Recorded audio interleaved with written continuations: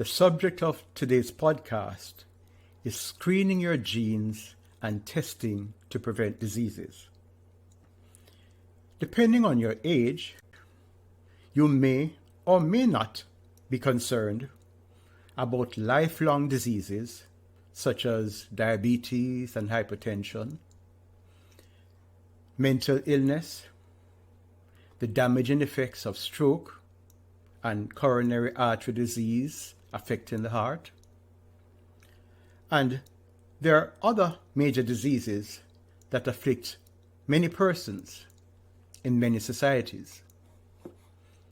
But if you are concerned, would you want to know if you were going to have any of these diseases?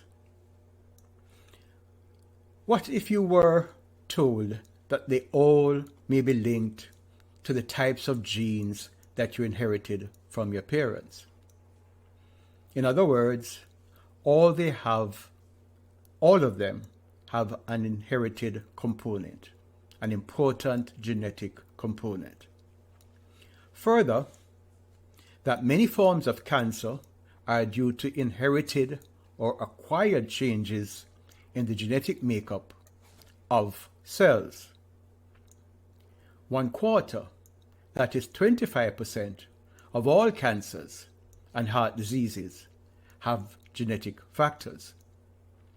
Further, 100% of sickle cell diseases are totally inherited. Genes leading to the predisposition for the degenerative disease affecting the brain called Alzheimer's have also been identified. Also, the genes that predispose for breast cancer and cancer of the ovaries have been identified. And these diseases can kill up to 80% of persons who have it by the time the average person reaches the age of 70 years. In these cases, preventive treatment such as mastectomy, the surgical removal of the breast, and surgical removal of the ovaries after persons have had their children may be done to prevent those diseases in the future.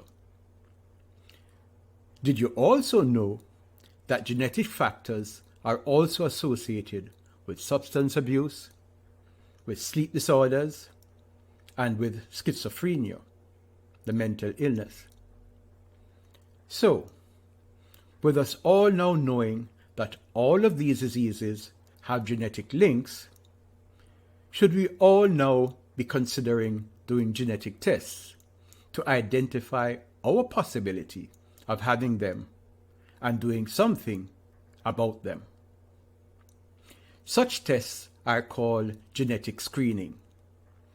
And in addition to screening for all these diseases, we must also consider the ethical dimensions to screening. Since we have the power to screen, how far should we allow humans the power to do? How far should we take the screening ability? Should we allow people their particular choice and allow them to screen for features that normally fall all along the line of human variation, such as height or shortness, such as the hair pattern, such as the color of the hair, or the color of the eyes? Should we allow people to make choices that they freely wish for their offsprings? How far should we allow this ability to screen? And since our genes are a part of our DNA, should we start keeping a record of the DNA of all persons? Should we develop a database of DNAs of persons which can be used by the police force to catch criminals or for use in the courtroom? To take this matter further, if we do the test and detect severe genetic disorders, should we permit the termination of such pregnancies? A lot of questions to ponder. The concept of genetic testing, genetic screening, and what we do about it. a lot of questions to ponder. On the negative side of genetic screening, we should know that it has side effects, such as stigmatization and discrimination. These persons who may suffer from these diseases, from these particular genetic disorders,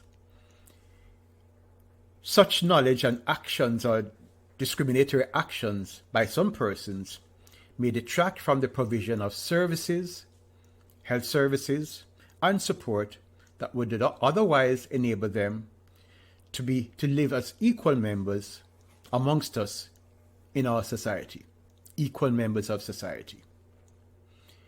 In any multicultural society, such as we have, or many of us do, we have to be tolerant of what others are doing, even when we do not share the same value systems as they do.